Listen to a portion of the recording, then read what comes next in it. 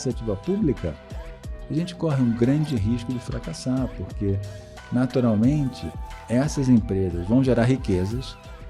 Sim, Léo, como vão gerar riquezas? Através dos impostos. Nós, quando compramos um produto, a grande maioria daquele produto ali são os impostos. Não é o valor daquele produto. Esses impostos vão para onde? Para a iniciativa pública, que deveria também ter o seu ESG. Só que o ESG da iniciativa pública é muito mais complicado, sabe por quê? Porque quem tem que exigir da iniciativa pública o ESG somos nós, indivíduos. Esse episódio da Você Está Contratado é patrocinado por Swile. Fala pessoal, sejam bem-vindos a mais um episódio do Você Está Contratado e eu tô aqui com o Gederson e com o Leonardo Lima. Eu e o Leonardo trabalhamos juntos durante um tempo, né? Não sei se o pessoal sabe disso. Bom, bacana. Mas o Léo hoje é CEO da Dreams and Purpose, uma empresa de consultoria. Antes disso, ele trabalhou durante 40 anos no mundo corporativo. Acho que a gente vai ouvir um pouquinho disso na nossa conversa aqui, né, Léo? Mas ele é uma referência no que é ESG hoje. E essa é a proposta da nossa conversa. Seja muito bem-vindo, Léo. Bom, Marcelo, obrigado pelo convite. Gederson, prazer enorme estar aqui com vocês, viu? A gente que agradece. Vamos lá. Nós dois trabalhando na indústria do petróleo também, né? E lá atrás, antes dos anos 2000, a gente viu um movimento se iniciar e acho que a gente chamava de responsabilidade social corporativa. E aí depois a gente viu sustentabilidade e hoje a gente vê ESG. É tudo a mesma coisa, é uma evolução desse tema. Ajuda a gente a entender isso, né? Eu acho que, olha, hoje a gente tem visto as 3 letrinhas aí, a gente não consegue acordar ou dormir, pelo menos quem está aí, acho que no mundo, quem esteve no mundo corporativo, ou mesmo hoje, quem não está no mundo corporativo, vai se esbarrar com essas letras como se fosse se esbarrar com uma propaganda, uma garrafa de Coca-Cola, do MEC que a gente trabalhou lá, né? Então é impossível um ser humano hoje que habita o planeta... Pelo menos perguntar o que é, né? Perguntar o que é. Mas vamos lá, acho que lá no passado, quando a gente tinha responsabilidade social corporativa, era um pouco de uma dicotomia das empresas em que, vamos pegar indústrias ou empresas que eventualmente tinham uma externalidade ou tinha uma consequência do seu negócio que não era muito positiva. Vamos pegar lá o petróleo. Então, você tem o petróleo, depois você tem a emissão de CO2, então essas empresas elas começaram a ver, bom, eu tenho que de alguma forma compensar a minha atividade de modo positivo. Então a gente começa a ter essa responsabilidade social corporativa no sentido, bom, deixa eu tentar minimizar, ou deixa eu tentar fazer algo positivo para a sociedade, porque eu tenho feito algo que não é tão positivo. A minha indústria é uma indústria meio que poluidora, ou é uma indústria que eventualmente tem ainda algumas práticas que precisam ser observadas, então começa a ter esse conceito, então começa a ser criada uma área dentro da companhia. O conceito de compensação. Vamos compensar de alguma maneira o dano que nós fazemos. Exatamente. E as empresas justamente começaram a ser vistas. Quando a gente começa a ter uma ideia de que a gente vive num planeta que ele é totalmente fechado, ele é um sistema fechado como se fosse uma casa de Big Brother. Você entrou lá dentro e não sai. E para vocês terem ideia, esse entrar lá dentro desse planeta, cada dia que passa, a gente tem 110 mil pessoas a mais nesse planeta. Para a gente ter um pouco da ideia da dimensão, então, a cada dia, entre as pessoas que nasceram e as que morreram, vai dar um saldo de 110 mil. A diferença de 110 a mais. A mais. Já nesse ano, nesse momento, nesse mês que nós estamos, já tem mais 23 milhões de pessoas habitando o planeta que não existiam nesse ano, tá? E no mesmo planeta, né? Lembrando que o planeta não aumenta. Né? Tá? O sistema é fechado, finito. O sistema é fechado, tipo lá, o que acontece... assim, 23 milhões de novas pessoas no mundo, meu Deus do céu.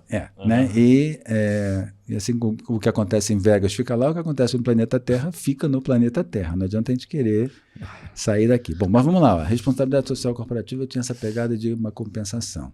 Depois a gente começa a olhar a sustentabilidade e como é que isso... Quando isso começa a tomar vulto, a partir da primeira Revolução Industrial, 1800, nós, através da nossa inteligência, começamos a, em vez de só, nós vivíamos em aldeias, vivíamos em pequenas cidades, consumíamos o que estava perto, mas adquirimos a capacidade de manufaturar, conseguimos a capacidade de industrializar.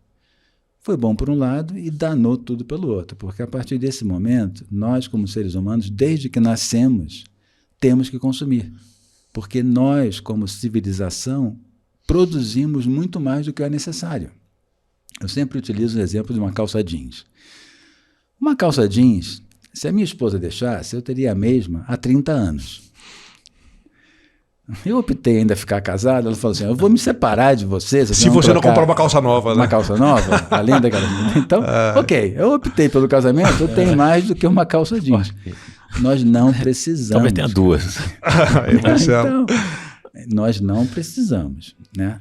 Então, a gente é um bicho consumista. Então, quando a gente tem um planeta fechado, com recursos limitados, e que você tem uma taxa de crescimento da população, ela sai mais ou menos de 1950 para cá, o crescimento é exponencial.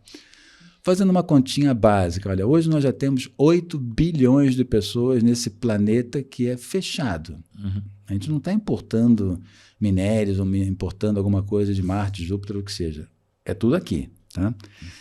Com um sistema de consumo que ele é totalmente não compatível com o que a gente tem de reservas no planeta. E depois nós observamos que, através da geração da energia via combustíveis fósseis, a gente começou a ter uma atmosfera que vem mudando a cada ano.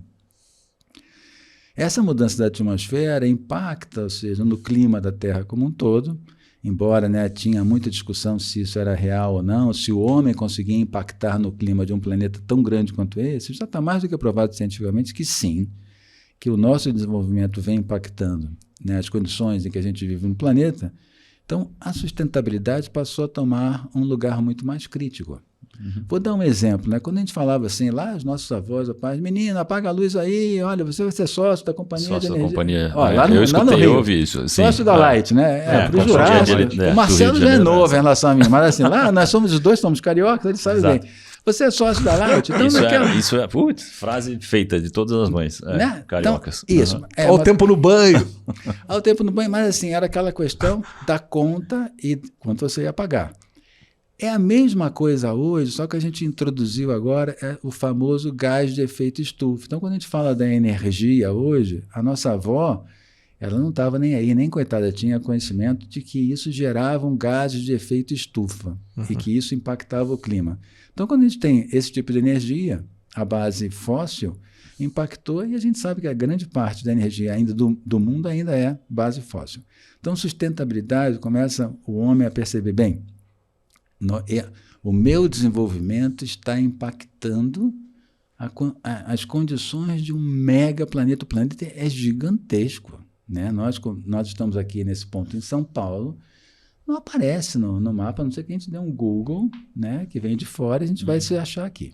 Então, sustentabilidade começa a ver assim, poxa, e nós temos que ter a responsabilidade de que nós vamos ter uma vida mais ou menos de média, como muito, talvez a gente chegue agora a 100 anos, vamos lá, 80 anos, entre 70 e 80 anos, as pessoas, os 8 bilhões que vivem e estão sofrendo desse planeta, a pergunta é, será que as pessoas que vêm no futuro vão encontrar o mesmo planeta?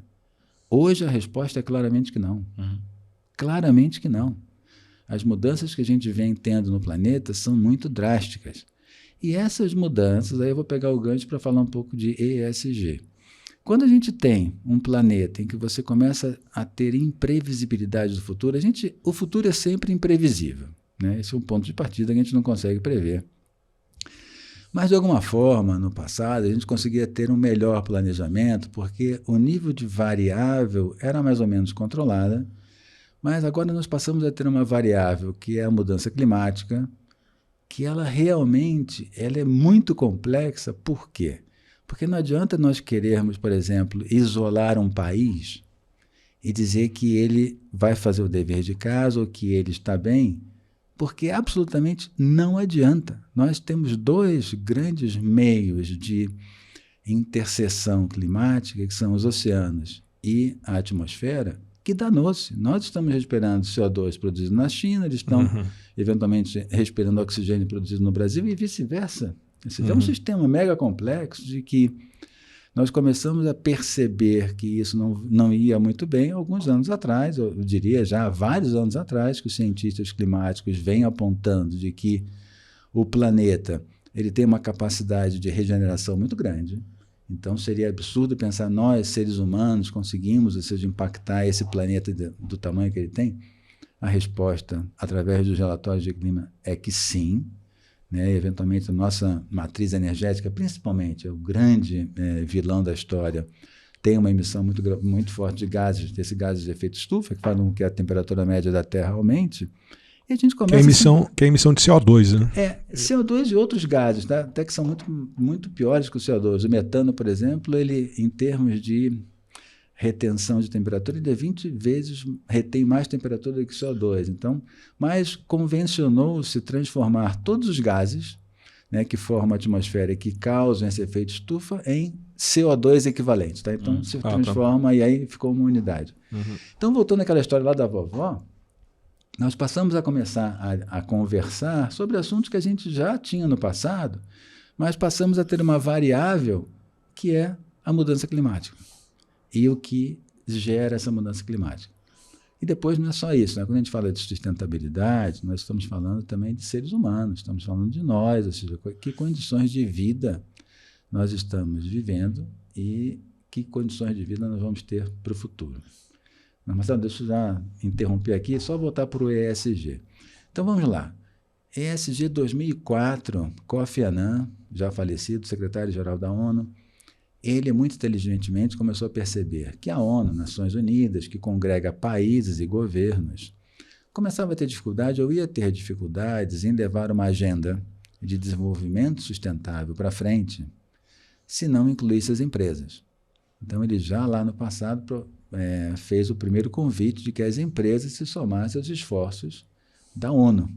Esforços da ONU são voltados a governos. Então, foram criados grupos de empresas que começaram, e foi criado lá atrás o Pacto Global das Empresas, no sentido de apoiar os esforços dos governos. Isso veio caminhando, depois tem, em 2008, é criado Principle for Responsible Investments, ou seja, princípios de investimentos responsáveis, porque o mundo governamental começou a perceber que quem tem o dinheiro é a iniciativa privada. Ela gera riqueza. Os governos recolhem impostos. Tem desvios, tem governos que têm empresas, mas assim, normalmente é isso que acontece no mundo capitalista que a gente tem. Mas se você for fazer uma pesquisa e olhar o PIB de países versus também o tamanho de algumas empresas, você vai ver que tem Apple, Microsoft, Facebook e outras, né, que são maiores do que a grande maioria dos países que existem. Nós temos, olha, na ONU, 190 e poucos países, do número 100 para baixo, grande parte deles, o PIB dessas empresas que você citou, Marcelo, ou as vendas dessas empresas superam, né? Muito superior do que esses países. Então, a gente vê que a riqueza ela está na mão dos grandes conglomerados e eles têm uma responsabilidade muito grande. Então, quando a gente fala de ESG, vem justamente do mercado, aí tentando traduzir as 3 letrinhas para as pessoas de uma maneira mais simples. ESG, primeiro, ele é um subsistema dentro do sistema sustentabilidade, né? A gente não pode confundir achando que ESG vai resolver os problemas do planeta Terra. Os problemas do planeta Terra são muito mais complexos do que o que está sendo atribuído à agenda ESG.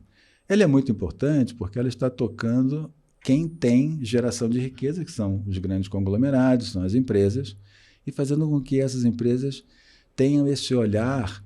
Aí eu diria também que é o outro conflito gigante que a gente enfrenta, que é o curto, médio e longo prazo. Quando nós olhamos o curto prazo, não vai acontecer nada hoje, daqui a um mês, daqui a um ano, vai ter alguma mudança, mas não é tão significativa. Então é difícil você tomar muitas ações em que você justamente está tentando olhar o futuro, mas isso mexe com o teu resultado do curto prazo, ou pode mexer, se você não tomar ações corretas. Então o que vem acontecendo com a pressão dos investidores, de que as empresas tenham ações mais, ou seja, equilibradas entre esses 3 pilares, o ambiental, o social, e aí se fala da governança da empresa, porque a governança é que define o que a empresa vai fazer. Várias empresas vêm, eventualmente, confundindo isso, tentando tomar ações meio atabalhoadas que têm complicado os resultados de curto prazo dessas empresas. Então, nós estamos observando agora, se a gente, há 3 anos atrás, 4, diria que, estouro da manada do ESG, né? Porque quando o mercado financeiro entra, ele entra forte. Então, o mercado financeiro, percebendo que no futuro poderia ter imprevisibilidade dos recursos que ele vinha aplicando nas empresas, falou, peraí, empresa, eu quero garantir que você vai estar bem no futuro.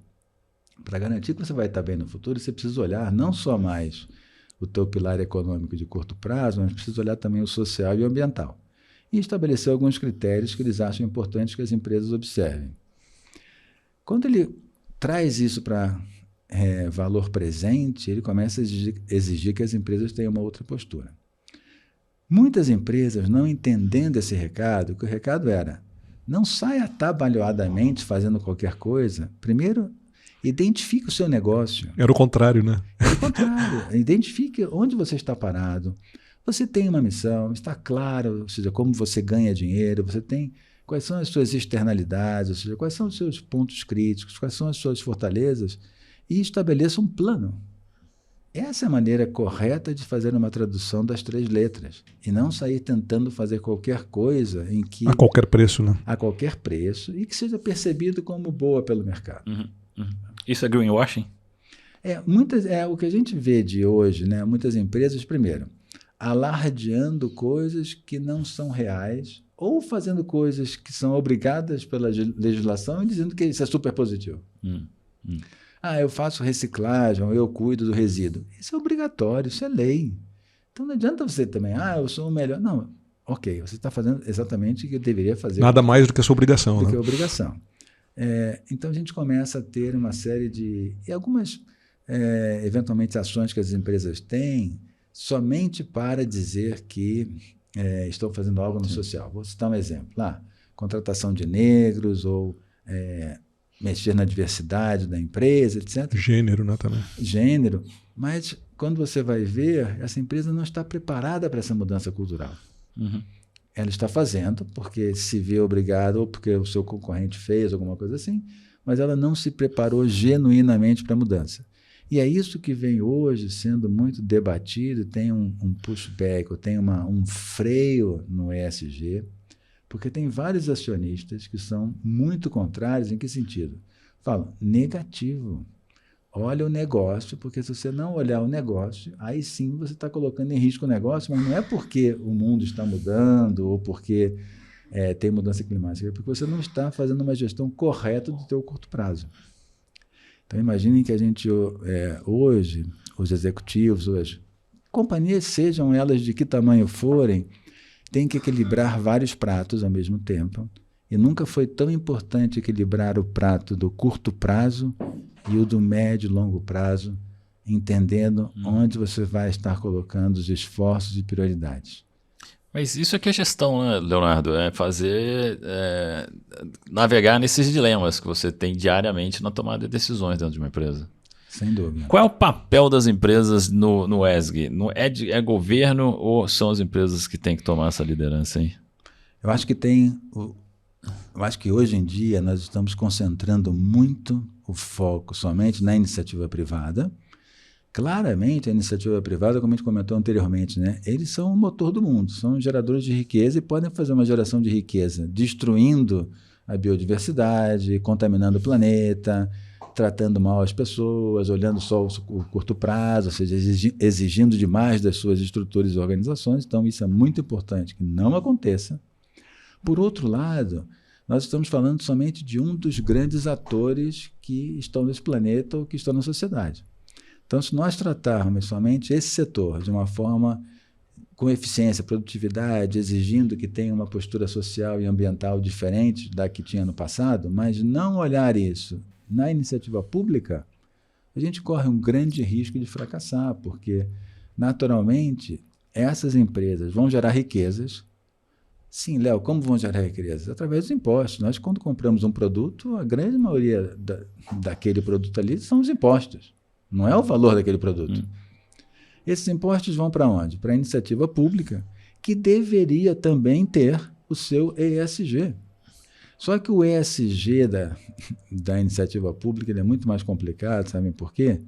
Porque quem tem que exigir da iniciativa pública o ESG somos nós, indivíduos. No papel de cidadãos. Né? O papel de cidadão. Então, imagina que se já era complicado.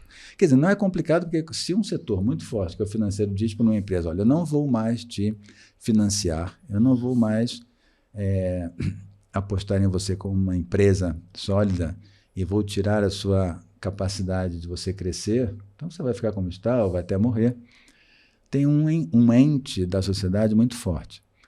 Nós, como indivíduos, deveríamos ser um ente muito forte da sociedade também, mas totalmente pulverizados, totalmente, ou seja, muitas vezes perdidos.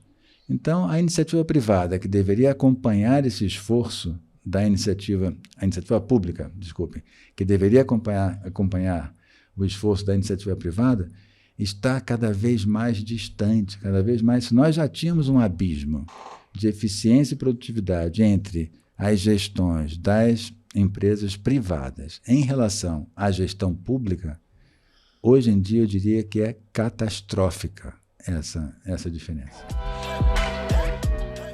Benefícios lembra difícil, não é mesmo?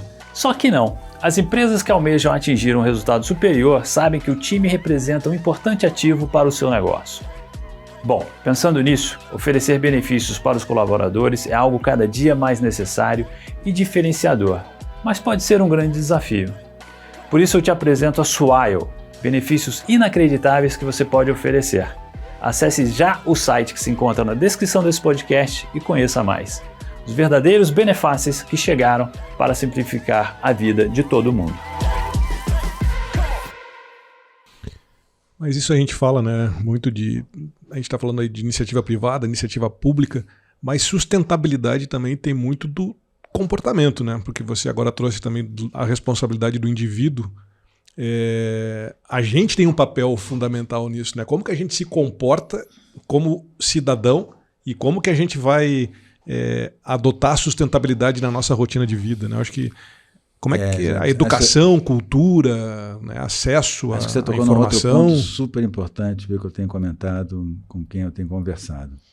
Acho que nós estamos passando assim, um período da nossa vida, e é interessante que a gente está vivendo um momento, acho que crítico da sociedade como um todo, porque nunca foi tão importante nós, como seres humanos, como indivíduos, termos algumas ações, algumas iniciativas que realmente podem mudar essa situação. Primeiro, uma situação de empatia. Não dá para a gente passar, como a gente passa aqui em São Paulo, qualquer cidade brasileira, ver pessoas morando ao relento, ver uma Cracolândia, etc., achar que, não, isso não é comigo. Como é que não é conosco?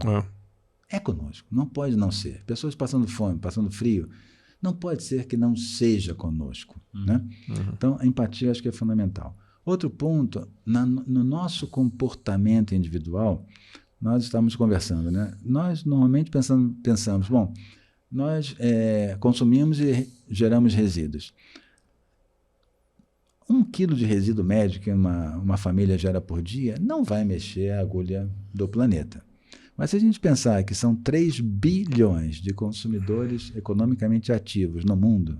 Gerando esse 1 quilo, né? Gerando esse 1 quilo. Então, a gente tem que começar a incutir ou a água que eu gasto, a energia que eu uso... Ou seja, o que eu uso hoje para viver, a comida que eu desperdiço. Então, imaginem isso multiplicado sempre por 3 bilhões, nos dá a ideia da importância que nós temos de uma mudança de comportamento individual. E a outra mudança de comportamento individual que eu vejo é nós temos a tendência de sempre achar que alguém vai resolver. Então a gente sempre, não, isso não é comigo. Ou o governo, né? Ou o governo. Ou é prefeito. Mas assim, a gente sempre, quando a gente vê alguma coisa, vamos fazer um exercício, né? Pensando no dia que a gente passa, toda vez que a gente acha que alguém vai resolver, nós estamos, ou seja, delegando o futuro das nossas vidas a alguém que talvez não faça. Eu vou trazer um exemplo meu aqui também, que lá em casa a gente faz o reciclável e o não reciclável, né? A gente separa isso. E é impressionante como a quantidade de material reciclável é maior do que o não reciclável. Então, multiplica isso pelos 3 bilhões de seres do planeta, né? Se todo mundo fizer... Bom, primeiro a gente podia consumir menos, né? Como você já deu um exemplo. Segundo, a gente reutilizar. E terceiro, reciclar, né? Mas é um exercício que eu convido assim, quem não faz isso em casa hoje, né, de separar, né?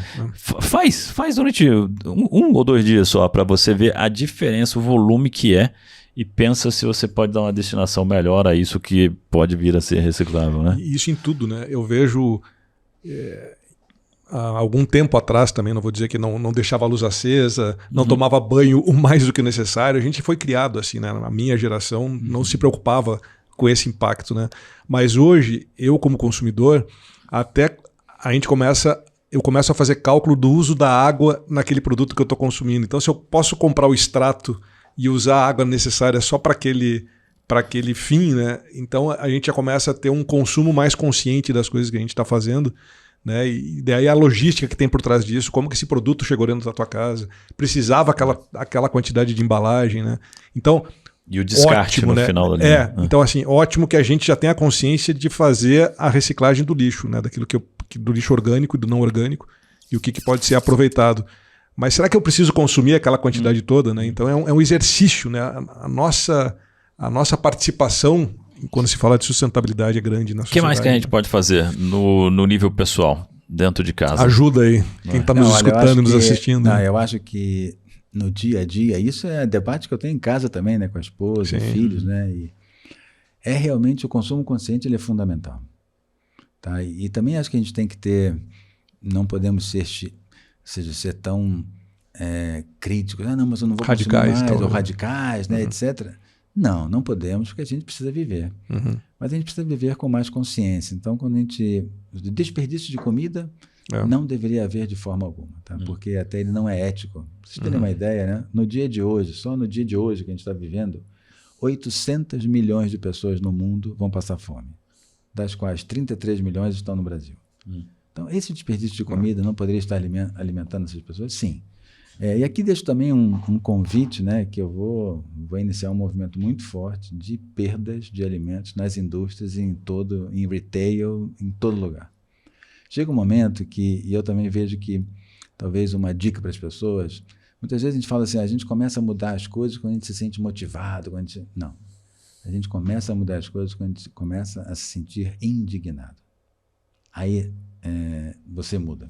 E eu acho que eu já cheguei ao ponto da indignação com a perda de comida, porque ela tem tantos caminhos e tem tantas iniciativas fantásticas ocorrendo para que as empresas, aí recado para as empresas que nos escutem e as pessoas que estão dentro das empresas, não tem mais nenhuma desculpa que uma empresa possa ter de que não doe alimentos ou que não melhore seus processos e que trabalhe com perda zero de alimentos. Mas o meu processo tem perdas. Olhe o seu processo. Isso é dinheiro indo para o ralo, primeiro, e depois, na situação que a gente tem de mundo, de fome, perder comida não é ético. É algo que totalmente falta ética. Mas voltando, Marcelo, ao que você comentou, e a gente já falou um pouco, depois que você consome, ou seja, pensar, você tem roupa no seu armário que você não usa? Doe. Roupa não é para ficar no armário. Depois você tem a parte que a gente comentou, né, dos duráveis, dos itens que a gente compra, a grande maioria são descartáveis, ou seja, e já é um erro de design, de desenho lá, porque o plástico é para ser durável, né? A gente usar o plástico uma vez não tem nenhum sentido. Eu não sou absolutamente contra o plástico, não, porque o plástico ele realmente é uma das grandes invenções humanas, ele substitui vários materiais, mas ele dura muito. Essa é a inteligência do plástico. A desinteligência é nossa quando nós não usamos o plástico de uma maneira durável, né? Então, acho que esse é um... É feito para durar, né? É feito para durar. Outro ponto, quando a gente também... outra iniciativa que eu também ainda vou fazer dos meus sonhos, né? A Feira Livre Perda Zero. Já observaram o que é uma feira livre ao término dela? É totalmente inimaginável que nós... Desperdício louco. No século XXI, a gente assustador, conviva. né? Assustador, passar por uma feira no final... Né? É assustador. Quantos nutrientes e o quanto esteve envolvido na produção daqueles itens ali. O quanto de água, né, ou seja, esteve envolvido. Então, eu acredito... já falava também, né, da educação. É fundamental que a gente tenha um processo educativo que vem ocorrendo nas escolas, que desde cedo as crianças ou jovens já venham com uma nova mentalidade, que é a mentalidade dos nossos avós. É que não desperdice, coloque no prato que vai comer.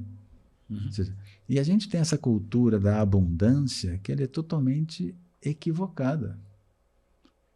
Poucos têm uma abundância e muitos têm uma falta total de recursos. Vamos ampliar a visão agora. A gente falou um pouquinho, né, do indivíduo, o que a gente pode fazer dentro de casa, no nosso dia a dia. Vamos voltar para as empresas. Quais são algumas empresas aí que realmente são exemplos de sustentabilidade? Vou pegar uma que é tradicional aqui no Brasil, quando a gente fala, e aparece em todas as pesquisas, quando a gente fala de sustentabilidade no Brasil, a gente pensa na Natura. Sim.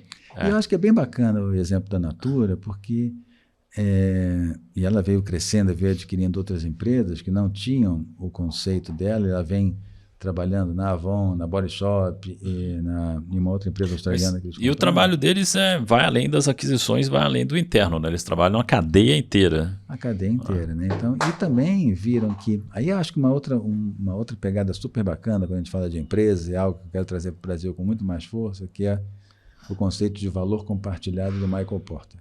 Uhum. Que conceito é esse? Ele fala que, ele entendendo que nesse mundo que a gente tem, são as empresas que detêm o capital de mudança, ele fala, por que vocês não usam esse capital para resolver problemas da sociedade? Então, o que a Natura fez? Eu tenho uma floresta que eu preciso preservar. Então, deixa eu fazer produtos em que eu mantenho a floresta em pé, eu gero riqueza na floresta e mantenho ela em pé. Então, esses conceitos, cada vez mais, eles são disseminados, ou seja, em várias empresas, e com excelentes resultados. Hoje de manhã cedo participei de um call que estava o pessoal da Ambev falando da aceleradora Ambev, que é 100 mais, e que eles estão apoiando várias startups, ou seja, como fomentando a sua cadeia de fornecedores. Então, é um negócio, então eles estão buscando novos fornecedores, mas ao mesmo tempo vão gerar negócios. Então, não é filantropia. Eu acho que outro ponto importante, Marcelo, que a gente precisa comentar é o seguinte, quando a gente fala de valor compartilhado, a gente não fala daquelas empresas que fazem doações. E vou pegar o nosso exemplo que a gente conheceu bem. Então, tem empresas que têm algumas iniciativas que são de doação. Exemplo, o McDonald's tem a Casa Ronald. Um projeto belíssimo, ou seja, para apoio às famílias com as crianças com câncer, ou seja, indiscutível. Mas isso requer doações, requer que essa empresa disponha parte do seu retorno e faça doações e também tenha doações de vários doadores, etc. Isso é filantropia. Quando a gente fala de valor compartilhado, eu vou dar um exemplo bem interessante da Ambev também, com a água AMA. Então, a Ambev lança uma água e que diz, olha, todo o resultado que eu tiver com essa venda dessa água, eu vou doar para projetos para gerar água em quem não tem água. Então, não é filantropia porque ela está vendendo a água, só que ela está fazendo o seguinte, esse produto em especial, que ela utiliza uma fração da linha de produção dela, os custos fixos já estão pagos, e ela diz, olha, esse produto eu fiz para resolver. E a garrafa é de material reciclado também, não é? Também. Agora tem de marca. alumínio e tem de PET também, e os dois itens são recicláveis. Mas olha só, o que eu quero trazer é quando a gente fala de sustentabilidade e pensa em exemplos, né, e busca exemplos no mundo corporativo, a gente invariavelmente fala da Natura e só da Natura. Então vamos ampliar, traz outros exemplos aqui para ajudar a gente, Léo, a não perder a esperança. Tem vários. Olha, eu acho que as grandes empresas, e talvez esteja posso estar esquecendo de alguma, mas olha, as empresas de bebidas têm feito um trabalho muito forte, ou seja, desde Ambev, Heineken, Coca-Cola, por exemplo, com relação à água, que é o principal insumo deles, tem trabalhos belíssimos. Ou seja, A indústria têxtil também, né? A indústria que é têxtil incrível a quantidade de água que é consumida para uma peça de roupa, né? Isso. Aí vem a Malve, que tem feito um trabalho bem bacana de fazer uma calça jeans com um copo de água, coisa que utiliza milhares de litros. A indústria de proteínas, ou seja, também tem feito trabalhos muito interessantes. Eu diria que podemos pescar vários exemplos. Nenhuma empresa vai ser totalmente, talvez, a melhor. Mas acho que outro ponto importante, e hoje discuti isso também cedo com outros colegas dessa área, nós precisamos compartilhar muito mais. Acho que a gente precisa entender que o problema que nós temos hoje no planeta ele é tão grave que ele é um problema de tempo também. Não é que a gente não vai encontrar soluções para os problemas que a gente tem. A gente vai encontrar soluções porque nós temos a inteligência, nós já criamos agora a inteligência artificial, nós já temos supercomputadores, então não tem dúvida de que nós vamos encontrar soluções. O problema é o tempo em que nós vamos encontrar. E o que acontece no mundo hoje é que nós precisamos compartilhar muito mais rápido as soluções. Então, uma empresa que tenha um projeto... Vou pegar um exemplo também que foi interessante. Coca-Cola lançou uma tampinha, acho que foi no México, algum país que não é no Brasil, em que a tampinha fica presa na garrafa. Ela fica ligada, tá? Para você não ter Então, aquela tampinha, a gente desenrosca e fica preso na garrafa o tempo todo. Fantástico. Se essa solução é boa, a Coca deveria abrir a patente ou para todos. Para todos. Vai continuar, mas então não, continua sendo a empresa líder que desenvolveu essa solução e depois compartilha, né? Compartilha. Então, acho que esse é a nova visão de negócio que a gente precisa ter. Empresas inovadoras, empresas que rompam paradigmas, que depois pensem, isso é só para mim, vai adiantar.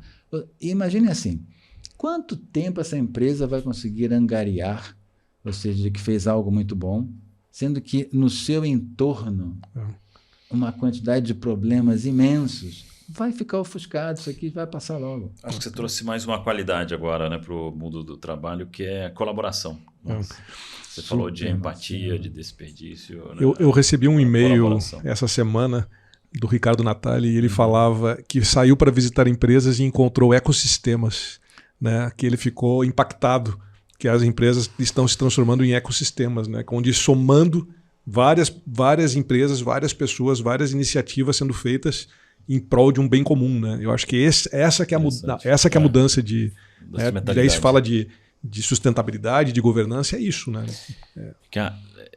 Léo, como é que... Vamos terminar aqui dando algumas recomendações para quem trabalha nessa área ou quem quer trabalhar nessa área. Então, é tanto para se educar, né, e aprender isso, e também como é que supera desafios e os obstáculos que as pessoas ou empresas podem colocar para essas iniciativas.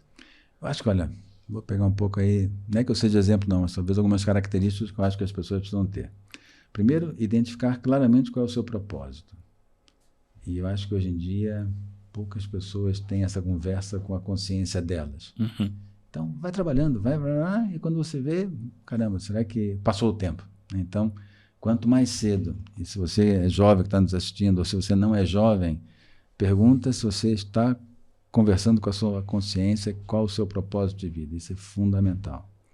Se o teu propósito de vida é realmente utilizar a tua vida, não só para você, mas para o todo, né? Fazer com que a tua vida tenha um significado fora do teu aspecto individual, aí tem várias formas de você começar a estudar esse assunto, tem vários cursos, né? Tem MBAs, mas também, outro dia uma amiga me perguntou, o que eu faço? Eu falei, olha, não sei se eu faria um MBA agora, talvez mais vale a pena você fazer cursos mais curtos e conversar com pessoas que já estão nessa área do que ficar estudando muito sem aplicação. Acho que outro ponto também de dica que eu daria, não estudem muito sem aplicar. Estudem sim, procurem informações técnicas, mas procurem trabalhar com projetos pilotos. Mas acho que essa recomendação você está dando para uma pessoa mais madura também, né? Que já tem alguma bagagem profissional. Não, olha, para os jovens, eu tenho felizmente, tido contato com muitos jovens. Então, o jovem, parece que ele já começa a perceber, primeiro, ele tem talvez anseios diferentes do que a gente teve lá atrás, ele não tem mais esse anseio muito forte do ter, e sim ele quer significar melhor a vida dele, e ele já olha o todo, mesmo se ele trabalha em área de computação, que é uma área muito técnica, ele também fica pensando, bom, qual é o impacto que isso vai ter no dia a dia das pessoas. Assim. Então, eu acho que o grande ponto, e vejo que hoje em dia, uma pessoa não vai conseguir ficar longe desse tema, porque vai ser impactada por ele. Então, seja qualquer profissão que hoje em dia um terráqueo tenha, ele vai ter que entender o mundo que ele vive. Ele pode até não querer trabalhar especificamente nessa área que é mais técnica, muitas vezes, etc., mas ele vai precisar entender esse mundo. Aí eu recomendo que... E também pensar, olha, eu quando comecei a me apaixonar mais por essa área, é quando eu dirigi uma fábrica e vi a importância das pessoas. Então, a minha paixão por essa área, nem muito pelo planeta que eu adoro, etc., oceanos, árvores, isso tudo, a fauna, é pelo ser humano. Se a gente pensar que o ser humano, ele sofre, que o ser humano, ou seja, tem privações, e que muita gente tem passado muito mal, não dá mais para a gente conviver com isso. A gente precisa ter ações. Boa. Super obrigado, Léo. Inspirador te ouvir, educativo também, né? A gente aprende, muito legal. Obrigado por ter prazer, investido esse tempo aqui conosco. Prazer. Obrigado aí pelo convite. Léo. Obrigado também a você que nos assistiu. A gente se vê num dos próximos episódios. Esse episódio da Você Está Contratado é patrocinado por Swile.